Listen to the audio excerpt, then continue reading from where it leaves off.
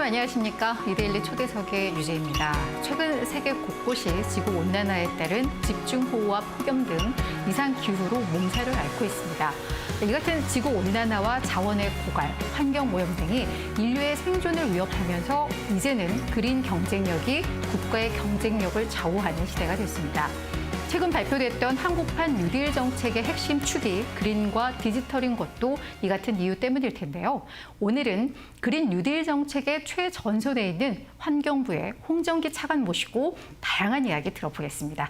차관님 안녕하세요. 예, 안녕하세요. 반갑습니다. 네, 제가 차관님을 한 5, 6년 만에 다시 뵀는데요. 예. 그대로세요.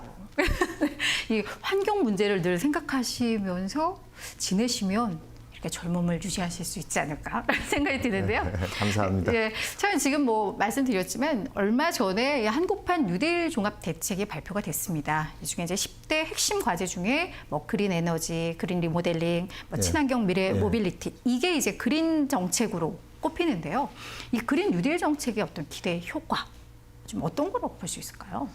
예, 그린 뉴딜이 이제 한국판 뉴딜의 하나로 나온 건데요. 네네. 한국판 뉴딜 자체가 저희들 코로나19로 인한 경제 위기를 극복하기 위한 정책으로 한국판 뉴딜이 나왔고, 그중에 그린 뉴딜은 코로나19로 인한 경제 위기와 함께 최근에 코로나19의 원인이라고도 할 수 있는 기후 위기, 생태계 위기 이런 것들도 같이 극복하기 위한 그런 방안으로 그린 뉴딜이 나왔습니다. 그래서 저희들이 총 42조 7천억 원 정도를 25년까지 투자를 해서 65만 9천 명 정도의 일자리도 창출을 하고 1229만 톤 정도의 온실가스도 감축을 할 목표를 갖고 있습니다.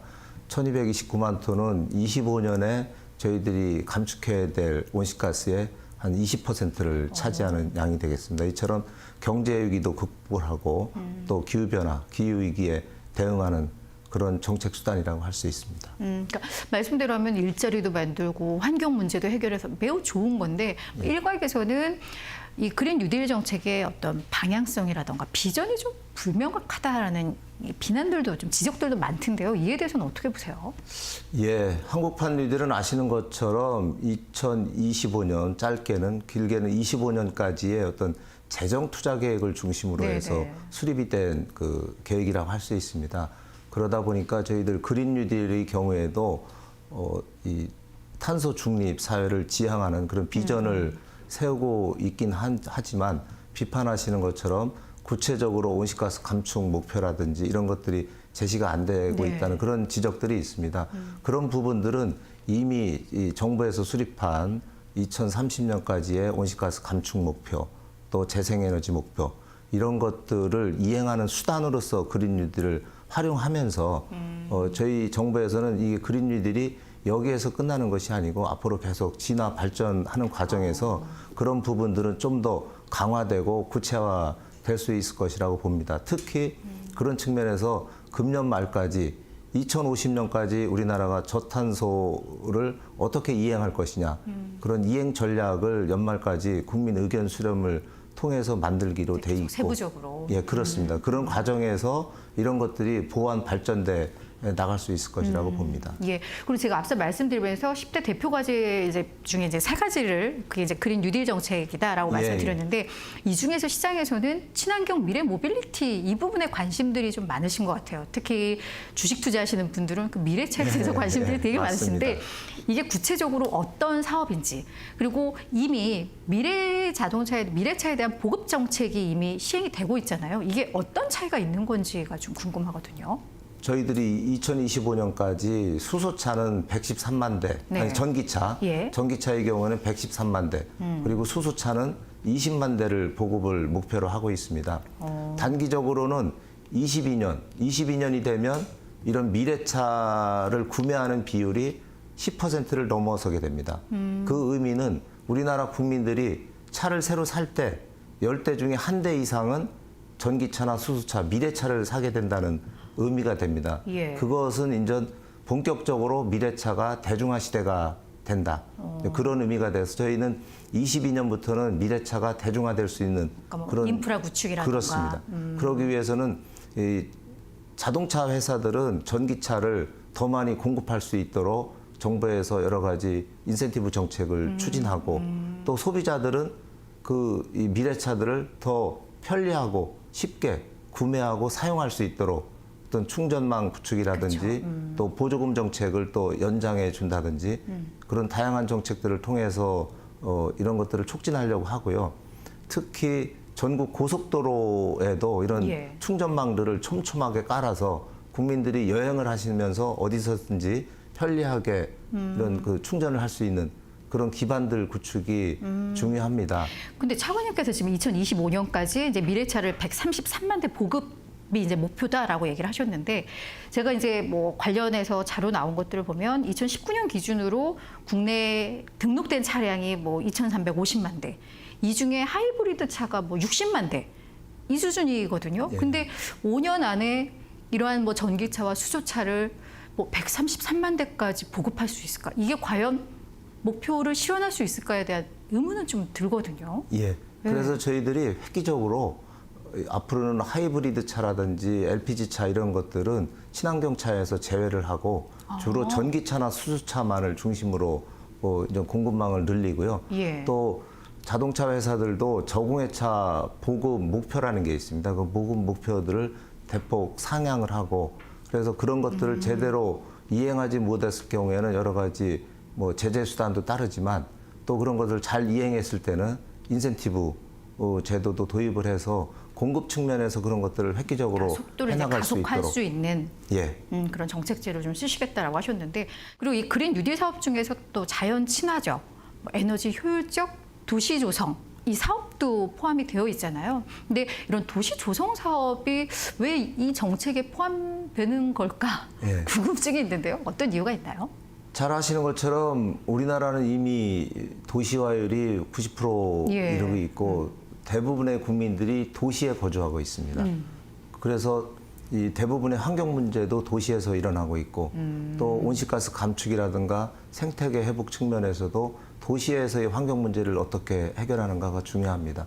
유럽에서도 이런 뉴딜 정책들이 주로 도시의 생태계 회복 이런 것들에 많이 초점을 맞춰주고 있고요. 예. 우리도 그린 리모델링이라든가 이런 것들을 통해서 온실가스 감축도 해야 되고 또 도시 지역 내 에너지 효율화, 건물들의 에너지 효율성을 높이는 부분 그리고 이 도시 지역들은 다 이 시멘트 뭐 이런 것들로 돼 있어서 이게 이 빗물이 이 투수하지 않는 그런 것들이 많기 때문에 예. 어떤 이 물순환 측면에서의 어떤 이 그린 뉴딜 사업들 또 이게 도시 숲이라든지 이 코로나하고 연계해서도 우리가 이 아파트에서 나가서 가까운 데 가서 이게 좀 쉴 수 있는 그런 공간들이 많이 필요하거든요. 예, 예. 그런 측면에서도 우리가 도심 지역의 이런 이 그린 뉴딜 사업이 중요하다. 정부에서는 그렇게 보고 있습니다. 되게 중요한데 현실적으로 좀 가능해요. 워낙에 이미 밀집도가 너무 높고 이래서 사실은 이게 어떤 스마트 도시, 그린 도시라든가 이런 게 어떤 개념인지 사실 머릿속에 탁 떠오르지는 않거든요. 예, 스마트 그린 도시의 몇 가지 핵심적인 개념이랄까 예, 예. 목적이 있는데요. 네. 그 대표적인 것이 온실가스 감축이고요. 네. 온실가스 감축을 위해서 스마트 그린 도시의 에너지 효율성을 높일 수 있는 그런 기술들이 들어가고 또 재생에너지 요소들이 들어가고 그래서 온실가스를 감축하기 위한 것들이 하나의 축이 있고요.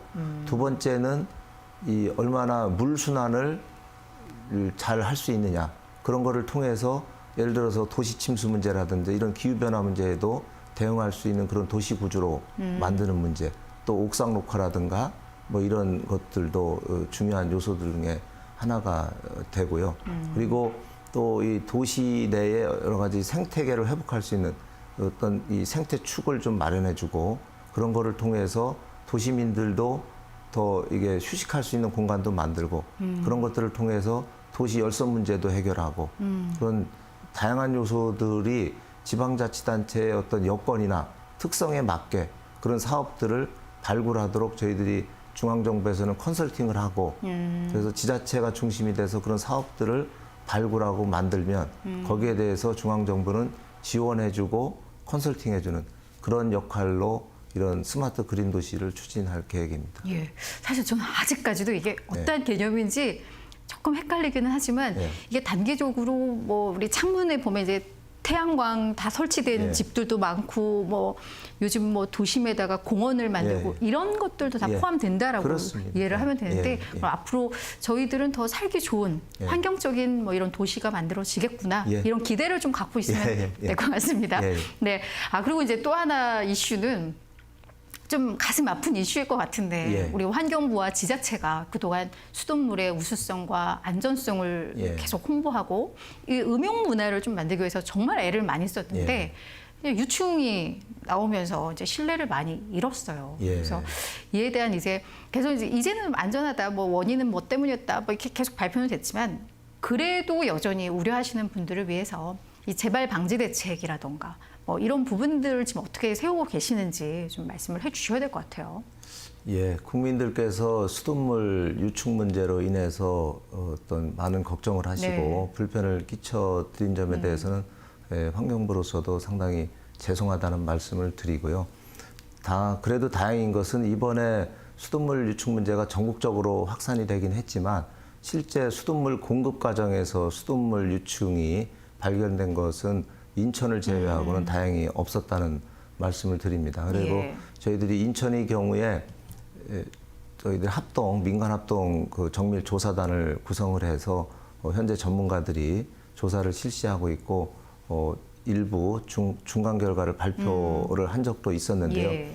기본적으로는 그 깔따구가 그런 이 정수장에 들어갈 수 있도록 그게 돼 있는 그런 구조 이런 것들이 이 관리상의 문제였었고 그 외에도 활성탄 여과지에 그런 것들이 유입될 수 있도록 돼 있는 문제 네. 여러 가지 문제들이 있었습니다. 그래서 이번에 저희들이 종합대책을 만들게 되는데 아마 전문가들의 종합적인 판단을 토대로 하게 될 것입니다. 아마 그 과정에서 정수장의 운영상의 문제들을 보완할 수 있는 방법들 그리고 시설을 어떻게 더 보완할지 그리고 활성탄 여과지 운영 방식의 문제 또 추가적인 어떤 시설 기준을 보완하거나 개선하는 부분들 이런 것들을 종합적으로 담아서 8월 말 9월 초에 제시할 계획으로 있습니다. 예, 사실 이 수돗물 문제는 정말 중요한 것 같아요. 그래서 그동안 환경부가 또 얼마나 노력했는지를 알고 있기 때문에 되게 좀 안타까웠는데 예. 잘 좀 마무리가 되고 제발 방지가 잘 됐으면 하는 바람이고요. 또 환경부가 얼마 전에 되게 논란의 중심에 섰던 게 재포장 금지법. 예, 그죠? 예, 그것 때문에 논란이 돼서 지금 이제 원점 예. 재검토 단계인 걸로 좀 알고 있는데요. 이 재포장 금지법을 이렇게 논란 속에서도 추진하시는 이유가 뭔지 그리고 현재 어떻게 진행이 되고 있는지가 좀 궁금해요. 예, 포장재 관련해서 얘기를 하기 위해서는 우리가 2018년의 일을 한번 기억해 볼 필요가 있습니다. 2018년에 가정에서 나오는 비닐을 다 이제 수거 거부하는 그런 사태가 수도권을 중심으로 있었습니다. 예. 그래서 가정에서도 많은 불편을 겪으셨는데요. 그런 것들이 제대로 우리 사회에서 처리될 수 없을 만큼 우리가 많은 그 플라스틱 폐기물, 포장재 폐기물이 나오고 있습니다. 가정에서 나오는 폐기물의 35% 이상이 포장 폐기물로 돼 있습니다. 그래서 저희들은 포장 폐기물을 획기적으로 줄이기 위해서 여러 가지 포장 공간 비율이라든지 포장 횟수 제한 여러 가지 정책들을 추진하고 있습니다만은 다 최근에는 여러 가지 소비 또 공급 또 판매 과정에서의 다양한 행태들이 많이 있고 그런 과정에서 불필요한 포장들이 많이 있다고 판단을 맞아요. 해서 예.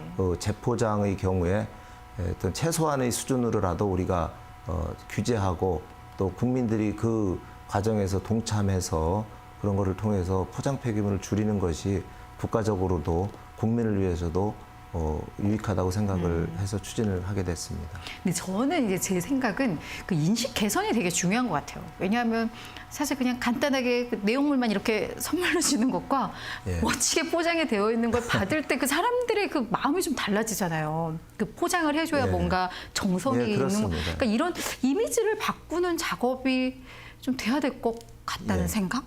뭐 그죠? 그래서 국민 인식 개선을 위한 노력들도 네. 필요하고 실제 또 대다수의 국민들께서는 불필요한 포장재를 줄여야 된다는 생각들을 갖고 계시고 네. 오히려 불필요한 포장재가 불편하다. 그것도 이런 있어요. 생각들도 맞아요. 많이 갖고 계시는 게 사실이거든요. 저희들이 마트에서 쇼핑해 갖고 가정에 오면 맞아요. 그대로 바로 이게 쓰레기로 나가게 됩니다. 근데 그게 이제 나간 쓰레기들이 얼마나 재활용이 되느냐. 그걸 수거하고 분리 선별하고 재활용 과정에서도 또 많은 비용들이 들어가게 됩니다. 그렇죠. 그런 비용들을 감안했을 때 원천적으로 포장 폐기물을 줄이려는 노력, 방향성은 정말 맞아요. 이런 것들이 뭐 생산 단계 생산자들도 가급적 포장 폐기물을 줄이기 위한 포장 방식의 개선, 이런 것들이 선진 유럽에서도 많이 도입이 되고 있습니다. 포장 방식을 다르게 한다거나 이런 식으로 해서 하고 있고, 특히 우리 이 최근에 이제 재포장 논란이 됐던 게 유통 단계 맞아요. 예. 뭐 문제였는데요.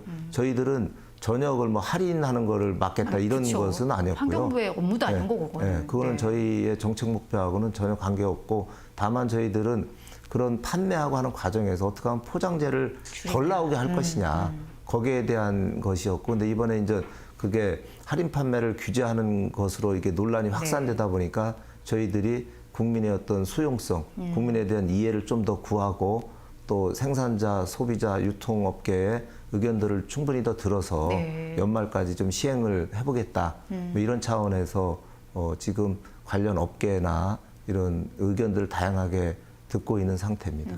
그리고 최근에 또 하나 이슈가 이제 이 산업계 이슈일 수도 있는데요. 뭐 화평법, 화관법과 관련해서 이제 규제 완화에 대한 목소리가 좀 높아지는 것 같아요. 특히나 코로나19 때문에 힘들어 죽겠는데 뭐 네. 화학물질 등록하고 관리하고 뭐 이거 시설 구축하고 하는 것 때문에 그 비용이 뭐 조단이다 막 이러면서 너무너무 힘들어하시는데, 이에 대해서 지금 환경부에서 어떤 입장이 좀 어떤 입장인지가 궁금해요.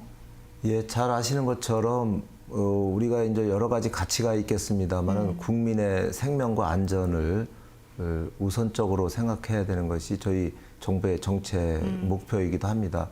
예, 코로나로 인해서 여러 가지 경제계 어려움이 있는 것도 사실이고요. 네. 그래서 저희들은 국민 안전을 확보하는 범위 내에서 어떤 기업들의 여러 가지 경제적인 애로나 이런 것들을 해결하기 위한 노력들을 많이 하고 있습니다. 그래서 금년에 저희들이 화학물질 관련 업계들하고 꾸준히 지금 소통도 하고 있고, 현장에서의 여러 가지 애로들을 해결하기 위한 그런 노력들도 하고 있습니다. 특히 이 기업들이 이 화학물질 등록하는 데 상당한 어려움들이 있기 네. 때문에 저희 정부에서 그런 것들을 등록할 수 있는 물질 정보를 정부가 생산을 하고 그런 것들을 중소기업들이 이용할 수 있도록 한다거나, 또 여러 가지 이제 컨설팅을 통해서 기업들이 그런 제도를 잘 이행할 수 있도록 하는 노력들도 하고 있는데요.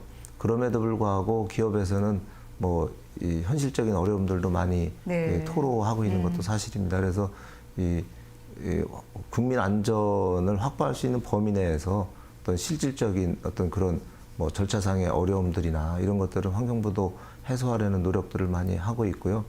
대표적으로 저희가 패스트트랙을 통해서 영업 허가라든지 뭐 시설 설치라든지 이런 거 하는데 전체적으로 한 75일 정도 걸리는 것을 30일 이내에 그런 절차들을 다 마치도록 함으로 인해서 기업의 어떤 시간적인 경제적인 비용들을 많이 줄이려는 노력을 하고 있습니다. 사실 이게 화학물질 관리하고 하는 게 평상시에는 괜찮은데, 이게 화학사고 한번 터지면 제대로 관리할 걸 하고 후회하는 게 또 사실 예. 이런 사고인데, 그렇기 때문에 환경부와 우리 업계 다양한 또 소통을 통해서 그냥 최적의 어떤 방안을 좀 잘 찾아주셨으면 하는 예, 바람이고요. 예. 이제 마지막 질문이 좀 될 것 예. 같은데요. 저도 이제 환경부를 출입을 해봤지만 환경부는 참 외로운 부처잖아요. 어떤 경제 발전과 산업 발전을 가로막는 게 너희 환경 규제 때문이야, 막 이런 말씀 많이 하시는데, 우리 지금 차관님께서는 25년 정도 환경부에서 몸을 담고 계셨잖아요. 예. 그래서 환경부에 계속 계시면서 좀 어려웠던 것, 그리고 국민들이 이 부분을 좀 알아주셨으면 좋겠는데 아쉬웠던 점, 예. 뭐 이런 게 있다면 오늘 말씀해 주시면서 이 환경 보호, 환경 문제가 왜 중요한지에 대해서도 시청자님께 또 한 말씀 마지막으로 예. 좀 해주셨으면 좋겠어요. 예, 환경 문제는 현재의 문제이기도 하지만 또 미래를 준비하는 문제이기도 네. 합니다. 그런 측면에서 보면 사실 이제 어려움들이 있는 거거든요. 경제 문제는 우리가 현재 문제이기도 하기 네. 때문에 그런 것들을 현재 문제하고 미래 문제가 같이 맞부닥쳤을 때 어떤 것을 먼저 선택할 것이냐 뭐 이런 측면이 있거든요. 근데 우리가 살고 있는 지구 환경은 우리 현 세대도 이용을 하지만 우리 후세대, 미래 세대들도 같이 이용을 해야 되기 때문에 그런 측면에서 저희 환경부는 현재와 미래를 같이 생각하는 맞아요. 부처라고 저는 그 어려움 중에서도 이제 자부심을 갖고 일을 하고 있고요. 그런 측면에서 뭐 국립공원 보전 문제라든지 또 여러 가지 뭐 이 수질 보전 문제라든지 또 온실가스 감축 문제라든지 이런 것들이 사실 이 현실의 문제하고 부닥쳤을 때 여러 가지 애로들이 있습니다. 그러다 보면 관련 기업들하고도 서로 다른 의견들이 있기도 네. 하고 또 이 관련 부처들하고도 서로 인전 이 상당히 갈등이 그렇죠. 있기도 하고 그런 여러 가지 상황들이 있습니다. 그럼에도 불구하고 저는 환경부의 존재 가치는 또 현재의 우리 국민들의 건강과 안전 그리고 미래 세대의 어떤 환경권을 같이 보장해 줘야 되기 때문에 그런 측면에서 외롭고 힘들다 맞아요. 하더라도 네. 환경부의 역할을 다하는 것이 중요하다고 생각을 합니다. 우리 국민들께서도 환경부가 때로는 답답하게 느끼실 때도 있고 또 한쪽에서는 미래에 대해서 제대로 준비하고 대응하지 못한다는 그런 질책도 그쵸. 사실 주시는 것이 사실입니다. 그런 부분들을 저희들이 뼈아프게 받아들여서 열심히 우리 국민들한테 좋은 비전을 제시하는 그런 부처가 되도록 하겠습니다. 네, 사실 저희 아기가 이제 4살인데요. 예. 외출할 때는 알아서 마스크를 찾아요. 예. 그걸 보면 되게 가슴이 아파요. 저희 어렸을 예. 때 마스크를 쓴다는 건 상상도 못했는데 예, 그래서 그렇습니다. 예. 저희 미래 세대, 자녀 세대를 생각한다면 이 환경 문제 얼마나 중요한 건지에 대해서 우리 시청자님들도 좀 생각을 해보셨으면 좋겠습니다. 오늘 차관님 바쁘신데 출연해 주셔서 고맙습니다. 예, 감사합니다. 감사합니다. 예.